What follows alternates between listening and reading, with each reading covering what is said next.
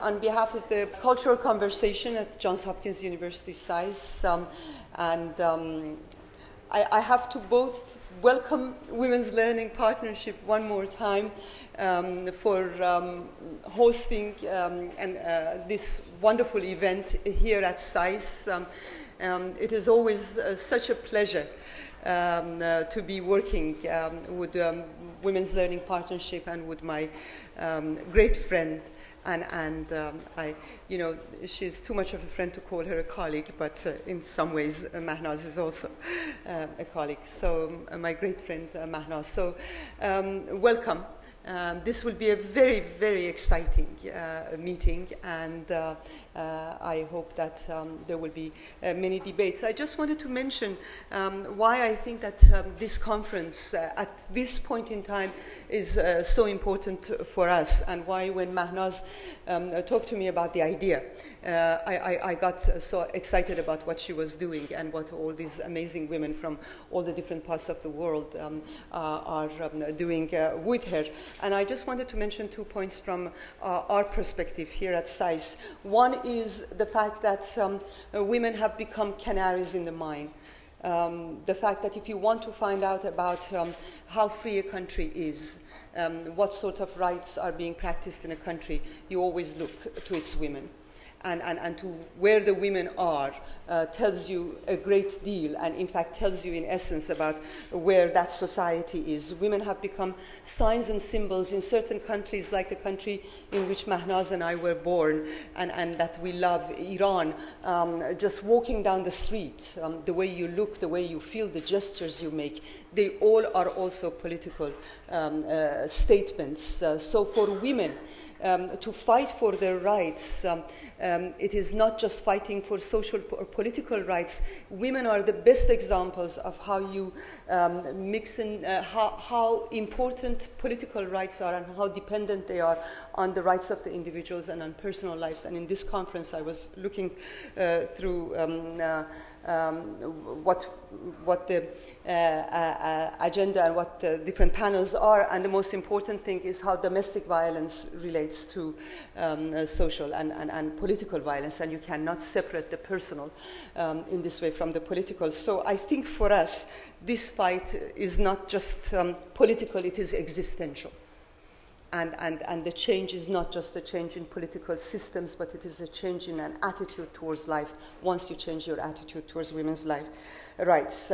And the second thing that I think is important for us is the fact that this conference is talking about the secular, the rights of women in relationship to universal rights. And I think that again here, the fight that women from all over the world are fighting for, the issues that they're fighting for transcend the boundaries of nationality, religion, ethnicity, and race. And that is why they are so central. If in 19th century Harriet Beecher Stowe could not talk in public because she was a woman, if Susan Cady Stanton did not live to see American women gain the right to vote, if women in Switzerland gained their rights to vote in 1974, 11 years after the Iranian women were sending women to parliaments, that shows that women's rights knows no boundaries of the East and the West, and no culture wants to see women flogged or stoned or deprived of their rights. And when women in this country and in Europe were fighting for their rights, they were also telling them that a woman's place is at home, and that Bible says that you should stay at home. And the fight that the women who will be talking to you today are fighting is very essential, is very universal, is rooted in a history and a past. Women in Iran, in Turkey, in Egypt, in Morocco, in Iran have been fighting for these rights for over a century. And so today, and once you write for your own rights, you're also writing for for rights of the others. I always think it's so ironic that Gloria Steinem and Hillary Clinton in the 70s fought for the rights that now Sarah Palin and Michelle Bachmann are enjoying. Because Mahnaz herself knows this very well. She was the second woman minister for women's affairs in the world and the first in Iran. And the fight that she fought, now those who are even in the ruling elite in Iran are using what she did 30 years ago in order to promote the rights of women in here. So the question of rights belongs to every single one of us. So I would like to welcome this very amazing and diverse panel. And the title of this conference is Challenges for Change. Challenge and change are the essence of life. And in doing so, we are once more reaffirming life and reaffirming the right to change. Thank you, and now my friend Mahnaz will be introducing the program.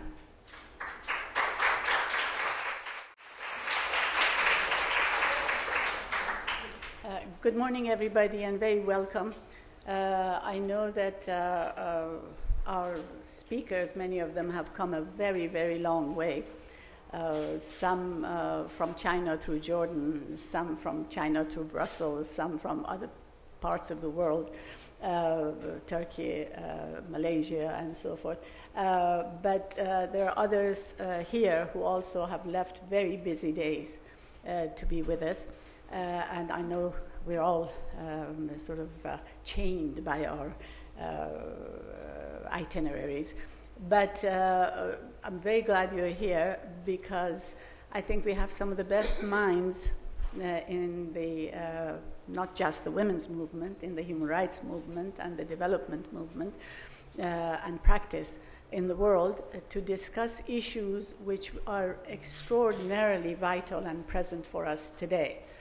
The beginning of the century, when we, only 10 years ago, we were in a place where we thought we had solved the whole many problems of the world, and we thought that we have now the vehicles to solve the rest of them. This country was financially pretty sound. Many of the dictatorial regimes, whether in Europe or Latin America or elsewhere, had turned into democracies or were on their way to democracies. And scientifically and in every other way, we thought that we have tools now to deal with some of the major problems that our world faces. Unfortunately, some very unfortunate events and unhappy events, and to some extent, possibly the overreaction in some areas to those events have led us to a situation where we are facing problems that are more severe, perhaps, than we have faced in many, many decades, possibly going back into the previous century's early days. So our partners, and as you know, WLP is a collection of very closely related partnerships in 20 countries, and we meet regularly, and we regularly have interpretation in 4 languages so that we don't miss a beat in terms of nuances of communication, to talk about both the challenges we face and also the ways to meet those challenges.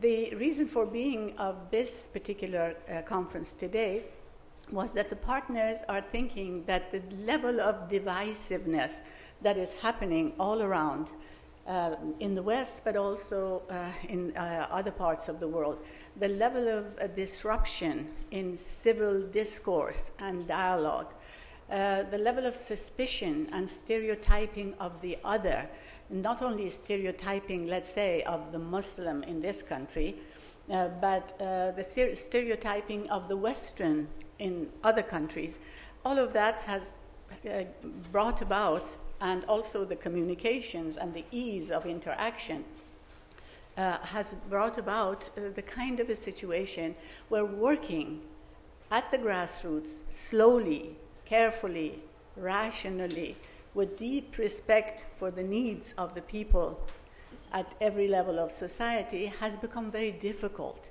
The hindrances are overwhelming. And so they suggested that we should get together some of the best minds, which, as I said, we do happen to have with us today, to talk about these issues, to talk about the issue of religion, to talk about the issue of religion and how it is used, both in the West and in the global South, as a political tool. How it's using the media, and both alternate and mainstream, in order to almost bring disinformation for the public and lead them to decisions and positions which are not constructive. We need to talk about that issue. We ought to talk about the ways that beliefs and values should be expressed and communicated with segments of society, and then to what extent one aspect of our life, which is our religious life, should intervene or should superimpose its dictates on other aspects of our life. Is religion a source of inspiration, a source of a better understanding of each other, a sense of positive hope and good actions, good deeds, or is it something that makes us exclusive of others, separate from others, and suspicious of others? To what extent culture is a positive thing, and to what extent aspects of it have to change to accommodate the new ways that people live, the new ways that they interact with each other. And how do we accommodate and bridge these different aspects of our lives?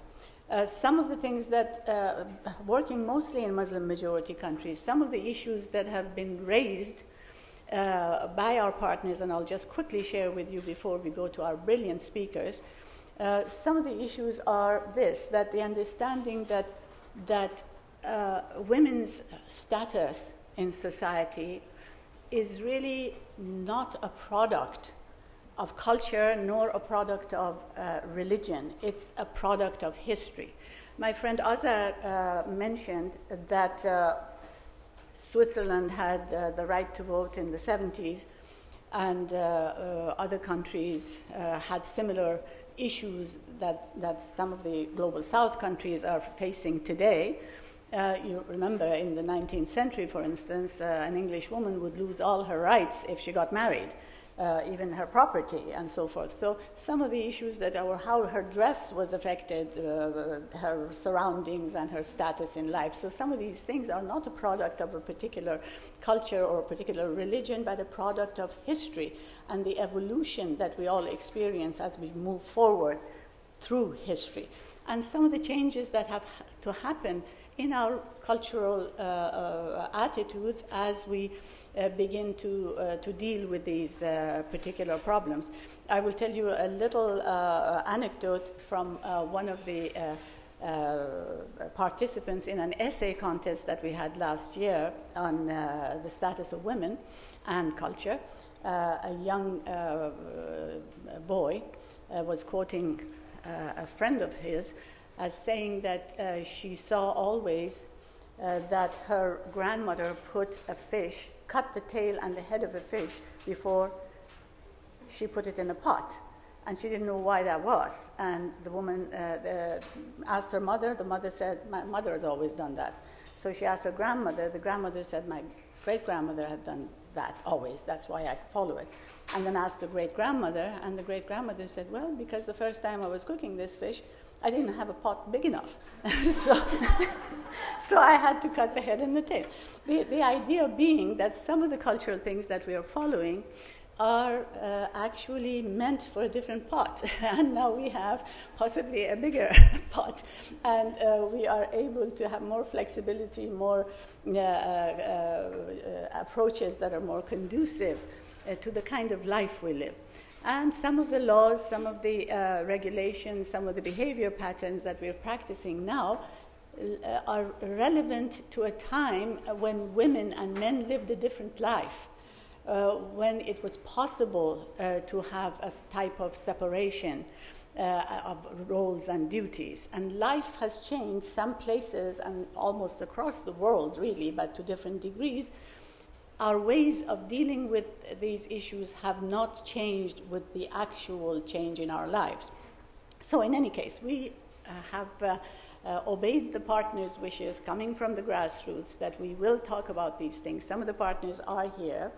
A representative of them, Asma, will be speaking on the panel later this afternoon.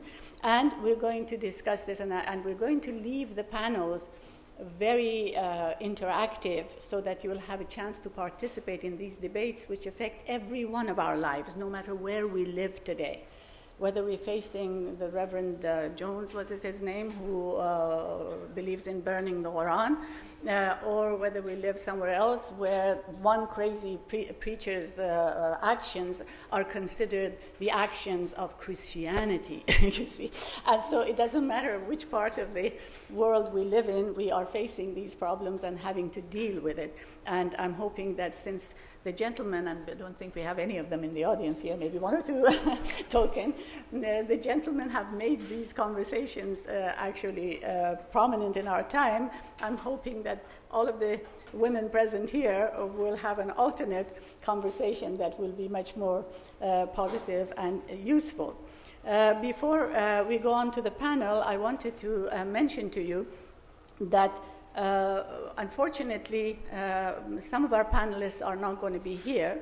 Anne Gahangayari, who is the Secretary General of the Supreme Court of Rwanda, we were very much looking forward to having her talk about the Rwanda situation, both in terms of the fact that they have more women participating in high-level decision-making than any other country in the world, and they have also just experienced recently the most horrendous genocide, and how they have managed and evolved. But she is unfortunately very ill in hospital, and we'll miss her, but perhaps later she will send the paper which we could share with everyone through the web. Jacqueline Petangue also had an operation the day before yesterday on her eye, and she won't be here, but she sent her paper, which Rocky will present to you. And Craig Govender, the deputy at the Commission on Human Rights in South Africa, also had the recent operation, won't be here, but she has sent us a video to share her thoughts on the South African experience. So, and Mahboube Abbasqolizadeh, my friend from Iran, unfortunately has the usual issue of people who have struggled so hard and gone through so much, and she's under a sentence of 6 years of prison. But still, there is issues of visas and change and travel, and her visa hasn't happened to be processed in time for her to be here. So I'll try to fill in to the extent that I can for her in her place. And so today we're going to be talking conceptually about the issues that has been raised and I just shared with you, and we're also going to talk about strategies of building a tolerant world to deal with multi-ethnic, multi-religious societies, advocate and lobby in such societies, and also to learn from each other, whether it be the civil rights movement in the United States, which has so affected the movement in Iran, or the South African post-apartheid experience that people are using for their own post-transition experience. So both conceptual and strategic conversations in which I hope you will all participate